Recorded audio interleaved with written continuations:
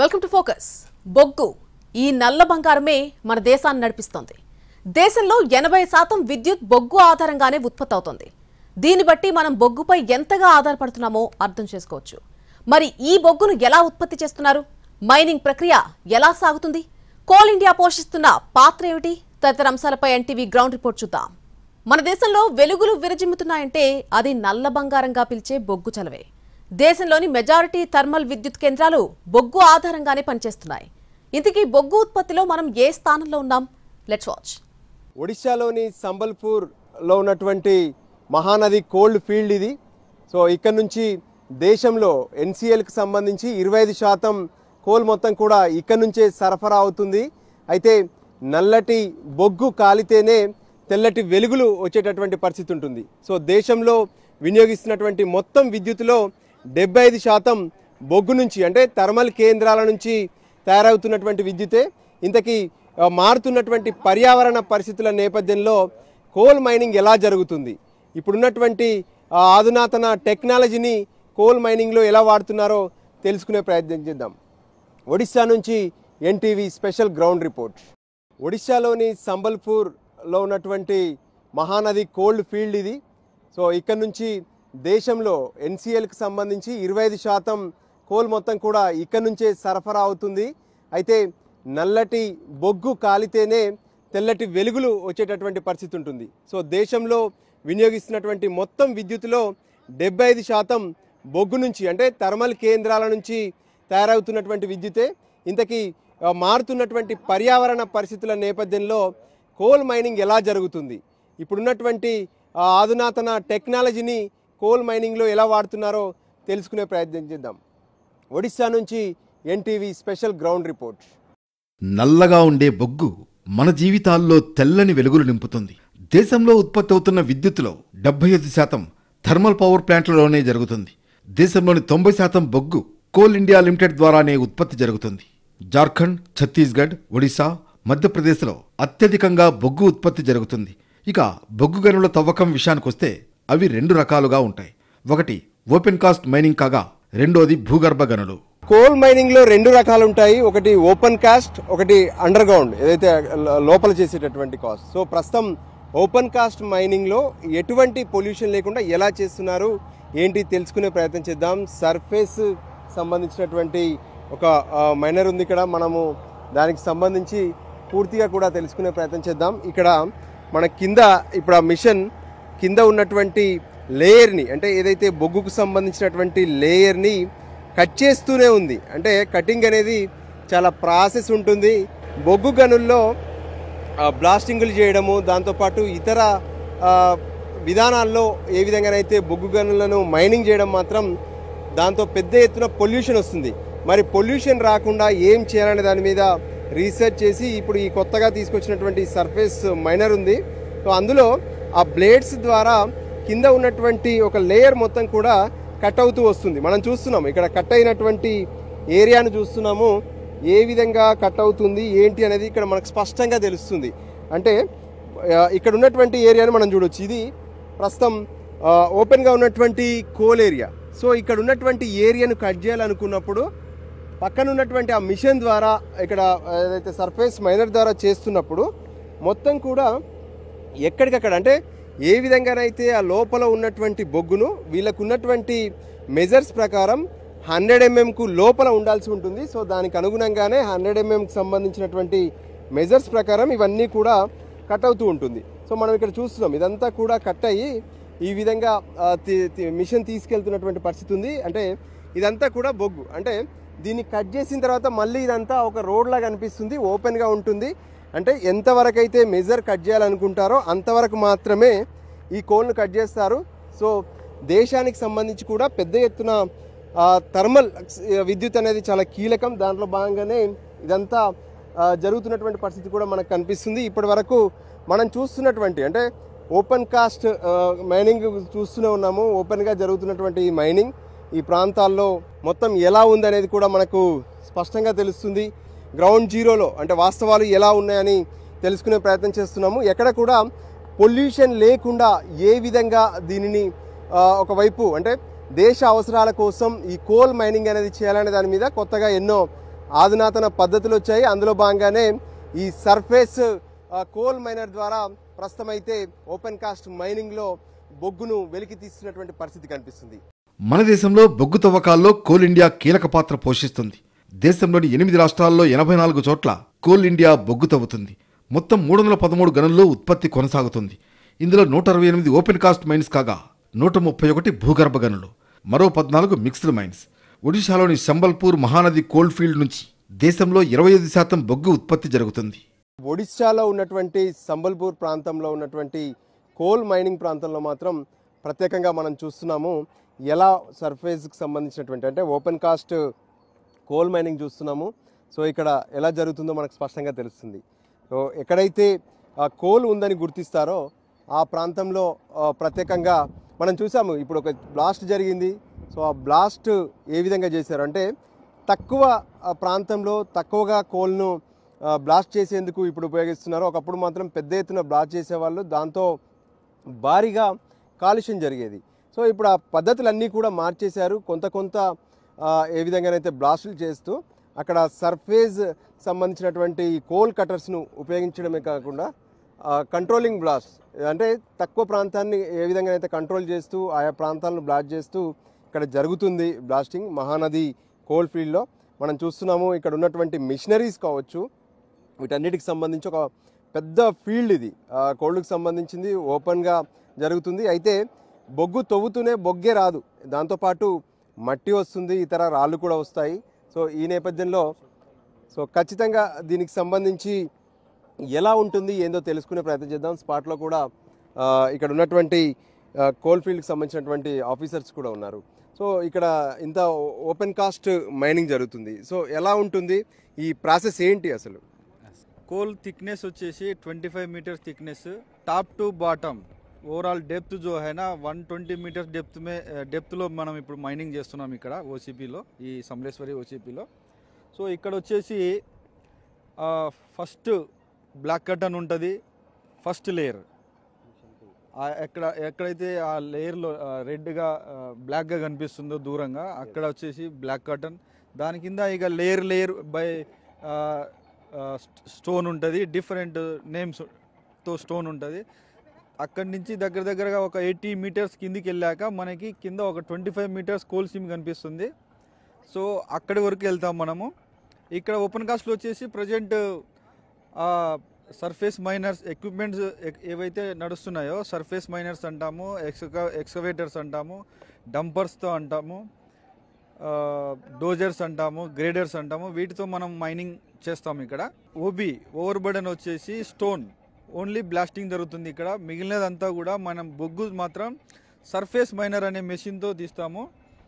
ఆ surface minor వచ్చేసి మనకి వితౌట్ డ్రిల్లింగ్ వితౌట్ బ్లాస్టింగ్ మనం కొయిలాని తీస్తాం. ఇప్పుడు మీరు చేసినటువంటి బ్లాస్ట్ అది అక్కడ కోల్ లేదా? అక్కడ కోల్ లేదండి, అది only stone, only stone. Okay, so ఇక్కడ మనం ఫీల్డ్లో చూస్తున్నాము ఏ విధంగానైతే ఇక్కడ బ్లాస్ట్ చేసిన తర్వాత ఆ కింద ఉన్నటువంటి కోల్ కనిపిస్తుందో, కోల్ కనిపించగానే సర్ఫేస్ మైనర్కి సంబంధించినటువంటి మిషన్స్ మనకు అక్కడ ఉన్నాయి. ఆ మిషన్స్ ద్వారా తర్వాత వాటిని కట్ చేస్తారు. అంటే సరిగ్గా 100 mm సైజులో ఏదైతే కోల్ వచ్చేలా ఆ మిషనరీకి మొత్తం కూడా కటర్స్ ఉంటాయి. ఆ సమయంలో వాటర్ను ఉపయోగిస్తూ ఎటువంటి పొల్యూషన్ లేకుండా చేస్తారు. సో ఆ తర్వాత కోల్ను మొత్తం కూడా ఇక్కడ ఉన్నటువంటి లారీలు మనకు కనిపిస్తున్నాయి. సో వాటిలో టిప్పర్స్లో ఏ విధంగానైతే లోడ్ చేసుకొని ఆ తర్వాత వాళ్ళు ఏర్పాటు చేసినటువంటి బంకర్స్ తీసుకెళ్తారో అక్కడ నుంచి బెల్టుల ద్వారా ఏదైతే ర్యాపిడ్ సిస్టమ్ ఏదైతే ఉందో అక్కడికి తీసుకెళ్ళి ర్యాపిడ్ లోడింగ్ సిస్టమ్ దగ్గర తీసుకెళ్ళి అక్కడ నుంచి రైళ్లలో కానీ లేదంటే ఇతర ట్రాన్స్పోర్ట్ వెహికల్స్లో కూడా ఫీల్ చేసి పంపిస్తున్నటువంటి పరిస్థితి కనిపిస్తుంది. ప్రపంచంలో అత్యధిక బొగ్గు నిల్వలు గల దేశాల్లో భారత్ది 4వ స్థానం. మన దేశంలో 31,900 కోట్ల టన్నుల బొగ్గు నిల్వలు ఉన్నాయని అంచనా. అలాగే ఉత్పత్తిలో చైనా మొదటి స్థానంలో ఉంటే మనం 2వ స్థానంలో ఉన్నాం. మన దేశంలో ఉత్పత్తి అవుతున్న బొగ్గుతో మన అవసరాలు దాదాపుగా తీరుతున్నాయి. కానీ కొంతవరకు దిగుమతులపైన ఆధారపడుతున్నాం. రష్యాతో పాటు ఇండోనేషియా, ఆస్ట్రేలియా, దక్షిణాఫ్రికా తదితర దేశాల నుంచి బొగ్గును దిగుమతి చేసుకుంటున్నాం. ముఖ్యంగా మన దేశంలో కోకింగ్ కోల్ ఉత్పత్తి తక్కువగా ఉండటం వల్ల విదేశాల నుంచి దిగుమతి చేసుకుంటున్నాం.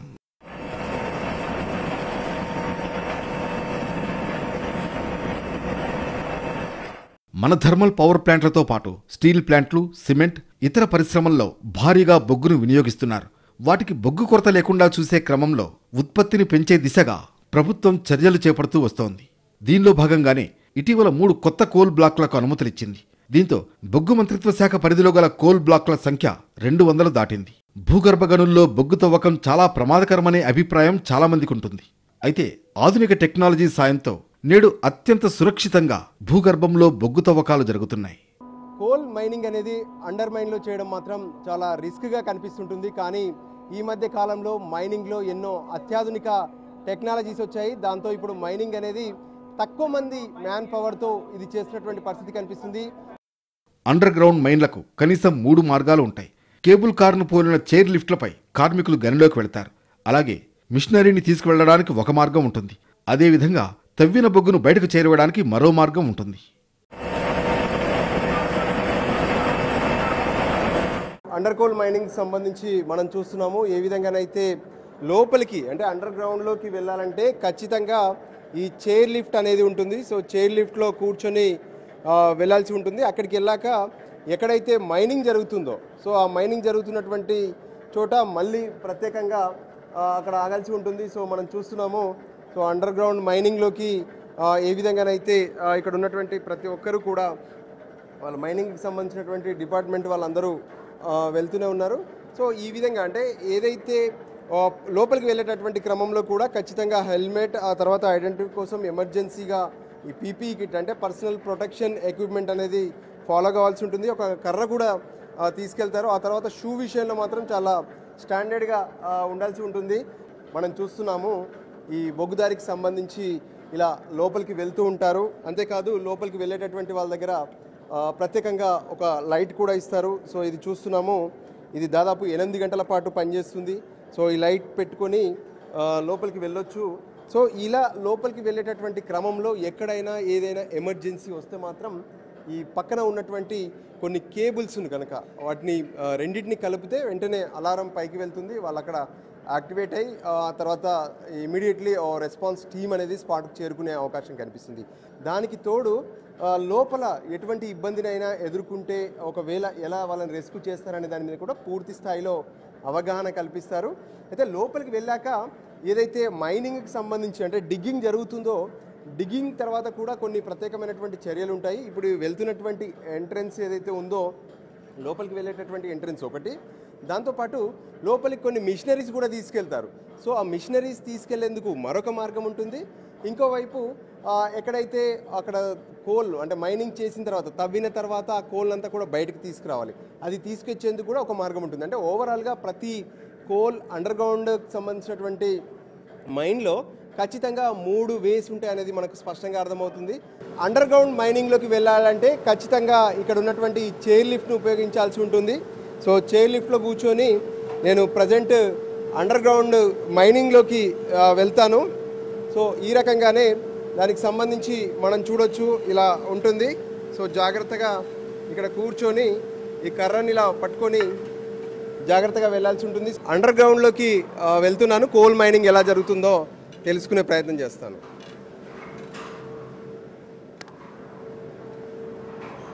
ఓపెన్ కాస్ట్ అయినా అండర్ గ్రౌండ్ మైన్ అయినా బొగ్గును తవ్వడానికి పేలుడు పదార్థాల వినియోగం అనివార్యం. అయితే అండర్ గ్రౌండ్ మైన్స్లో తక్కువ ప్రభావం గల ఎక్స్ప్లోజివ్లను వినియోగిస్తారు. అందువల్ల గనికి కానీ సమీపంలో పనిచేసే కార్మికులకు కానీ ఎలాంటి హాని జరగదు. గ్రౌండ్ నుంచి కూడా మొత్తం అండర్ గ్రౌండ్కు చేరుకున్నాము. ఇక్కడ జీరో గ్రౌండ్ అని చెప్పుకోవచ్చు. మొత్తం ఏదైతే కోల్ ఎక్కడి నుంచి స్టార్ట్ అవుతుందో ఆ పాయింట్ వద్ద ఉన్నాము. వాళ్ళందరూ కూడా కోల్ మైనింగ్లో ఎక్స్పర్ట్స్ వాళ్ళందరూ ఇక్కడికి వచ్చి ఆ కోల్ తీసేందుకు పూర్తిగా ఏర్పాట్లు చేసినటువంటి పరిస్థితి ఉంది. మనతో కోల్ మైనింగ్ ఫీల్డ్కి సంబంధించినటువంటి ఆఫీసర్స్ ఉన్నారు. సార్ చెప్పండి, అంటే మనం ఎంత కిందికి వచ్చాము, ఇది ఎక్కడి నుంచి ప్రొడక్షన్ స్టార్ట్ అయింది? ఇప్పుడు మనము సర్ఫేస్ నుండి దగ్గర ఒక 110 మీటర్స్ డెప్త్లో ఉన్నాము. ఇప్పుడు మనం చూస్తుంది వచ్చేసి ఇది వర్కింగ్ ఫేస్. ఈ వర్కింగ్ ఫేస్ ఫస్ట్ మనం సెక్యూర్ చేయాల్సింది ఈ రూప్ బోల్టింగ్తో సెక్యూర్ చేస్తాము. వర్కింగ్ ఫేస్ ఈ విధంగా రూప్ బోల్టింగ్ కనిపిస్తుంది కదా. ఈ రూప్ బోల్టింగ్ అనేది ఫస్ట్ సెక్యూర్ చేసిన తర్వాత డిస్ట్రిక్ట్ యొక్క మైనింగ్ సర్దార్ ఎవరైతే ఉంటారో మైనింగ్ సర్దార్ వచ్చేసి యూనివర్సల్ డ్రిల్ మిషన్ యూడిఎం అనే మిషన్ తీసుకొచ్చేసి ఈ యొక్క ఫస్ట్ హోల్స్ వేస్తారు. ఇక్కడ మన డిస్ట్రిక్ట్లో వచ్చేసి ప్యాటర్న్ యూజ్ చేసేది veg cut pattern 16 whole drill చేసేసి బ్లాస్టింగ్ చేస్తారనమాట. సో మనకి మొట్టమొదటి ప్రాసెస్ వచ్చేసి రూఫ్ సెక్యూర్ అయిన తర్వాత మనకి ఫేస్ హోల్ అనేది చేస్తారు. ప్రతిసారి కూడా ఇక్కడ ఉన్నటువంటి రూఫ్ ను సంజీవ్ రూఫ్ బతానా, ఈ రూఫ్ ను ఖచ్చితంగా సెక్యూర్ చేయాల్సి ఉంటుందా? కంపల్సరీ సెక్యూర్ చేసే వెళ్ళాలి. సో మనకి ఇప్పుడు బ్లాస్టింగ్ అయిపోతుంది. ఈ బ్లాస్టింగ్ అయిపోయిన తర్వాత ఈ యొక్క ఫ్రీ ఫేస్ అనేది ఏదైతే ఉంటుందో ఆ ఫ్రీ ఫేస్ అనేది ఏంటంటే మళ్ళీ మనం రూఫ్ సెక్యూర్ చేయాలి. సో ఆ సెక్యూర్ చేయడానికి మైనింగ్ సర్దర్ ఏం చేస్తాడంటే డ్రెస్సర్ తీసుకొస్తాడు. బ్లాస్టింగ్ అయిపోయిన తర్వాత డ్రెస్సింగ్ చేసి రూఫ్ సైడ్ కంప్లీట్గా డ్రెస్సింగ్ చేసేసి రూఫ్ బోల్టింగ్ గ్యాంగ్ తీసుకొచ్చేసి ఆ సపోర్టింగ్ చేపిస్తాడు. సపోర్టింగ్ చేసిన తర్వాత LSD అనే మిషన్ ఏదైతే వచ్చిందో ఆ LSD మిషన్ అనేది ఈ బ్లాస్టింగ్ అయిన కోల్ని తీసుకెళ్ళి బెల్ట్ కన్వేయర్ మీద లోడ్ చేస్తుంది అనమాట. బ్లాస్టింగ్ అంటేనే కొంత టెన్షన్ ఉంటుంది, అంటే ఇదంతా కూలుతుందా ఏంటి అనేది. సో ఇప్పుడు మీరు పెట్టేటటువంటి ఆ బ్లాస్టింగ్ ఎక్స్ప్లోజివ్స్ ఏవైతే ఉన్నాయో అవి ఎంత మేరకు ఎఫెక్టివ్గా ఉంటాయి? దీనివల్ల ఏంటంటే ఇట్లా మేము లో ఇంటెన్సిటీ ఎక్స్ప్లోజివ్ మాత్రం యూజ్ చేస్తాం. అండర్గ్రౌండ్లో హై ఇంటెన్సిటీ ఎక్స్ప్లోజివ్ అనేది ఓపెన్ కాస్ట్లో యూజ్ చేస్తారు. సో మనకి ఏంటంటే ఇట్లా ఈ కోల్లో అండర్గ్రౌండ్లో లో ఇంటెన్సిటీ ఎక్స్ప్లోజివ్ లిమిటెడ్ హోల్స్ ఉంటుంది కాబట్టి మనకి DGMS నామ్స్ ఏవైతే ఇచ్చిందో సో దాని ప్రకారమే ఈ హోల్స్ అనేవి బ్లాస్ట్ అనేది చేయడం జరుగుతుంది. ఎక్కువ ఎక్స్ప్లోజివ్ అనేది పెట్టాము. రైట్, మనం చూస్తున్నాము ఏదైతే ఎక్స్ప్లోజివ్కి సంబంధించి మొత్తం కూడా ఇక గ్రౌండ్ జీరో అని చెప్పుకోవచ్చు. వీళ్ళే ఇక్కడ ఏదైతే పూర్తిగా అంటే గ్రౌండ్ జీరోలో పనిచేస్తారు. మనం ఒకసారి ఇక్కడ చూస్తే ఈ కేబుల్స్ ఏవైతే కనిపిస్తున్నాయో ఇవన్నీ కూడా ఏదైతే ఈ ఎక్స్ప్లోజివ్స్ కోసం ఏర్పాటు చేసినటువంటి పాయింట్స్. సో ఈ పాయింట్స్ నుంచే బ్లాస్టింగ్ జరుగుద్ది. ఆ తర్వాత ఇక్కడ ఉన్నటువంటి డోజర్స్ ద్వారా వీటిని అన్నింటినీ కూడా తీసుకెళ్లి బెల్ట్ పై వేసి పైకి తీసుకెళ్తారు. సో మొత్తం మనం ఇప్పుడు పైనుంచి కిందికి ఎంత లోతుగా ఉన్నట్టు? మనం సర్ఫేస్ నుండి ఒక 110 మీటర్స్ డెప్త్లో ఉన్నాము. డెప్త్ ఇంక్లైన్గా వచ్చేసి ఏంటంటే ఇట్లా ఒక 2.5 to 2.8 కిలోమీటర్స్ ఇంక్లైన్ గ్రేడియంట్లో వచ్చామన్నమాట. కొన్ని కిలోమీటర్ల మేర ఏదైతే పైనుంచి నడుచుకుంటూ వచ్చాక మనకి లొకేషన్ వచ్చింది. సో ఇక్కడ ఏదైతే ఆ బ్లాస్టింగ్కి సంబంధించి మొత్తం కూడా ఆ ప్రాసెస్ కొనసాగేటటువంటి జీరో గ్రౌండ్ ప్రాసెస్ ఇక్కడ నుంచే మొదలవుతుంది. గనిలో తవ్విన బొగ్గును టిప్పర్ల ద్వారా లోడింగ్ ప్రదేశానికి తరలిస్తారు. అక్కడి నుంచి రైలు వ్యాగన్లలో నింపి దేశంలోని వివిధ ప్రాంతాలకు తరలిస్తున్నారు. అయితే లోడింగ్లో ఎలాంటి జాప్యానికి ఆస్కారం లేకుండా చూసేందుకు ర్యాపిడ్ లోడింగ్ సిస్టమ్ను వినియోగిస్తున్నారు. దీని ద్వారా ఒక వ్యాగన్ను బొగ్గుతో నింపడానికి కేవలం 1 నిమిషం పడుతుంది. ఇలా ఒక రేక్గా పిలిచే గూడ్స్ రైల్లో గల 58 వ్యాగన్లను కేవలం 1 గంటలో నింపుతున్నారు. ఇక్కడ కొన్ని కొత్త టెక్నాలజీలతో ఈ బొగ్గు సరఫరా అనేది జరుగుతుంది. మైనింగ్ నుంచి ఆ తర్వాత లోడింగ్ వరకు కూడా ప్రత్యేకమైనటువంటి టెక్నాలజీని వాడుతున్నారు. సో మనము ఏదైతే ఫస్ట్ మైల్ స్టోన్ దగ్గరికి వచ్చేసాము. సో ఇక్కడ ఎలా జరుగుతుంది ఏంటి తెలుసుకునే ప్రయత్నం చేద్దాం. మనము చూస్తున్నటువంటి సిస్టమ్ మొత్తం కూడా ర్యాపిడ్ లోడింగ్ సిస్టమ్ అంటారు. దీని మూమెంట్స్ ఎలా ఉంటాయి ఏంది అనేది మనం తెలుసుకునే ప్రయత్నం చేద్దాం. सर आपने बताइए ये MSL में स्पेशली ये rapid loading system is the different, so आप ये कैसे लोड करते, इधर का सिस्टम क्या है पूरा? वो सर 6-7 सेकंड में हो जाता है और उसको लोड करने में सर हमें बस 1 मिनट लगता है. तो सर इसी नाम में सर निहित है कि आपका सर रैपिड लोडिंग से इसी नाम दिया गया है कि सर बहुत ही रैपिडली वो बैचअप को क्रिएट करता है और उसको वैगन में अनलोड करता है सर. इसीलिए सर ये जो हमारा जो कन्वेंशनल अपना साइडिंग थे सर उसमें चूँकि पेलोडर लगते थे उसमें हमारे 3 घंटे टाइम लगते या 4 घंटे लगते थे. इसमें sir within on an average पर वैगन 60 सेकंड लगता है. इसलिए सर कोई रिक निकालने में हमारा 1 घंटे के अंदर हम निकाल देते हैं सर. సో ఇక్కడ ఉన్నటువంటి ఈ ర్యాపిడ్ లోడింగ్ సిస్టమ్ ద్వారా ఏంటి ఈ అక్యురసీగా వెయిట్ కూడా ఉంటుంది అంటున్నారు. సో ఎలా దీన్ని మేనేజ్ చేస్తారు? సార్ యాక్చువల్గా ఇది ర్యాపిడ్ లోడింగ్ సిస్టమ్ అనేది మనం ఫస్ట్ మైల్ కనెక్టివిటీలో భాగంగా స్టార్ట్ చేసాం దీన్ని. సో దీని మెయిన్ పర్పస్ ఏంటంటే మనకి తక్కువ టైంలోనే ఎక్కువ లోడింగ్ చేసి ఫాస్ట్గా డెస్టినేషన్కి పంపించడం అనేది జరుగుతుంది అనమాట. ఇంతకుముందు ఈ సిస్టమ్ లేకముందు ఏం జరుగుతుందంటే పేలోడర్ ద్వారా లోడింగ్ సిస్టమ్ అనేది జరిగేది. దానివల్ల మనకి 3 to 4 అవర్స్ అనేది మనకి టైం పట్టేది. సో దాన్ని ఓవర్కమ్ చేయడానికి అనేసి ఈ సిస్టమ్ స్టార్ట్ అయింది.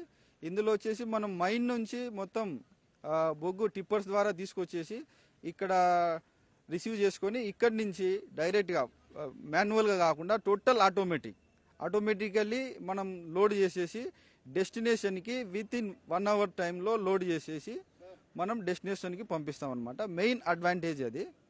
సో అంటే అక్కడ ఉన్నటువంటి మీరు మైనింగ్ నుంచి తీసినటువంటి కోల్ని ఆ తర్వాత నేరుగా ఈ బెల్ట్ల పైకి ఎలా వస్తుంది, ఆ ప్రాసెస్ ఏంటి అసలు? మైన్స్ నుంచి బొగ్గు వచ్చేసి ఇక్కడికి టిప్పర్స్ ద్వారా తీసుకొస్తాము. ఇక్కడ వచ్చేసి TRH అనేది ఉంటుంది. TRHలో రిసీవ్ చేసుకున్న తర్వాత అక్కడ నుంచి కన్వేయర్స్ బెల్ట్స్ ద్వారా గ్రౌండ్ బంకర్ 15,000 టన్ కెపాసిటీ కా బంకర్ हम लोग ఏర్పాటు చేసుకున్నాము. అందులో ఫస్ట్ లోడ్ చేసుకుంటాము.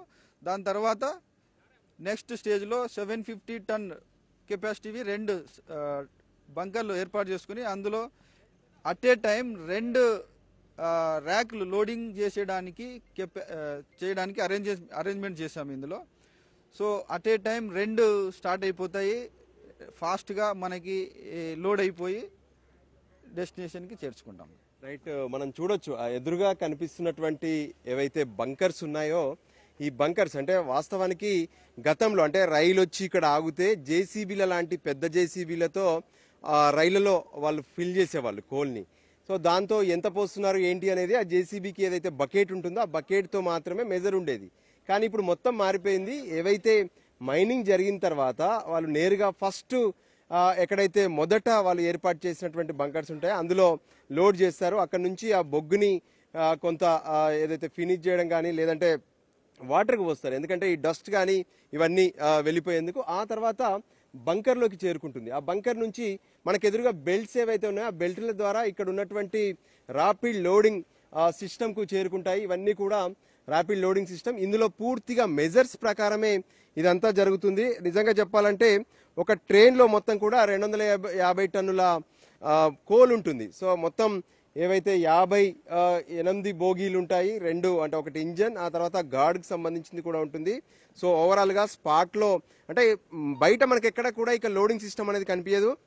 ఇక్కడ ట్రాక్ కనిపిస్తుంది, ఆ ట్రాక్ ఇక్కడికి రాగానే ఆ ట్రాక్ పైన రైలు రాగానే దాంట్లోకి బొగ్గు పడుతూనే ఉంటుంది, ఆ తర్వాత ట్రైన్ వెళ్ళిపోతూనే ఉంటుంది. ఇది మొత్తం ఒక 1 అవర్లో మొత్తం కూడా ఫిల్ చేస్తారని చెప్తున్నారు. సో దానికి అనుగుణంగానే ఈ ర్యాపిడ్ లోడింగ్ సిస్టమ్ బయట ఎక్కడ కూడా ఇక జేసీబీలు తీసి ఏ విధంగానైతే ఆ రైళ్లలో పోసే సిస్టమ్, అంతేకాదు ఆ ట్రాక్ వెంట మొత్తం కూడా అటు ఇటు కుప్పలుగా బొగ్గు పెట్టాల్సినటువంటి అవసరం అనేది ఉండదు. సో అందుకోసమే ఈ ర్యాపిడ్ లోడింగ్ సిస్టమ్ ద్వారా పొల్యూషన్ కూడా తగ్గిపోతుంది. 2023-24 ఆర్థిక సంవత్సరంలో దేశంలో 997 మిలియన్ టన్నుల బొగ్గు ఉత్పత్తి జరిగింది. ఇది అంతకుముందు సంవత్సరం కంటే 6.5% అధికం. 2022-23లో దాదాపు 937 మిలియన్ టన్నుల బొగ్గు ఉత్పత్తి జరిగింది. ఇక ఈ ఏడాది జూన్తో ముగిసిన తొలి త్రైమాసికంలో 16.4% వృద్ధి నమోదైంది. 46 మిలియన్ టన్నులు అధికంగా ఉత్పత్తి అయింది. 500 మెగావాట్ల విద్యుత్ సామర్థ్యం గల థర్మల్ పవర్ ప్లాంట్ గంటకు 1600 టన్నుల బొగ్గును వినియోగిస్తుంది. అంటే దేశవ్యాప్తంగా గల థర్మల్ పవర్ ప్లాంట్లలో బొగ్గు వినియోగం ఏ స్థాయిలో ఉంటుందో అర్థం చేసుకోవచ్చు. మన పవర్ ప్లాంట్లకు సకాలంలో బొగ్గును అందించలేకపోతే అంధకారం నెలకొంటుంది. అందువల్ల బొగ్గు ఉత్పత్తి, రవాణాలో అత్యాధునిక టెక్నాలజీని వినియోగిస్తోంది కోల్ ఇండియా. బొగ్గు ఉత్పత్తిలోనే కాదు, ఉద్యోగుల పరంగానూ దేశంలో నెంబర్ 1 స్థానంలో ఉంది కోల్ ఇండియా. ఈ సంస్థలో సుమారు 2,29,000 మంది ఉద్యోగులు పనిచేస్తున్నారు. దేశంలో నిత్యం వెలుగులు విరజిమ్మేలా చూస్తున్నారు. ఓవరాల్గా అంటే దేశంలో ఉత్పత్తి అవుతున్నటువంటి విద్యుత్తులో 75% థర్మల్ నుంచే ఉత్పత్తి అవుతుంది. ఒక విద్యుత్ థర్మల్ కేంద్రాలకే కాదు, ఇతర మరికొన్ని ప్రాజెక్టుల కోసం కూడా బొగ్గును ఉపయోగించుకుంటుంటారు. సో దానికి అనుగుణంగానే ఇప్పుడు దేశవ్యాప్తంగా ఈ బొగ్గు నిల్వలకు సంబంధించి మైనింగ్ కొనసాగుతూనే ఉంది. కెమెరా పర్సన్ సంజీవ్తో కలిసి రాజు, ఎన్టీవీ.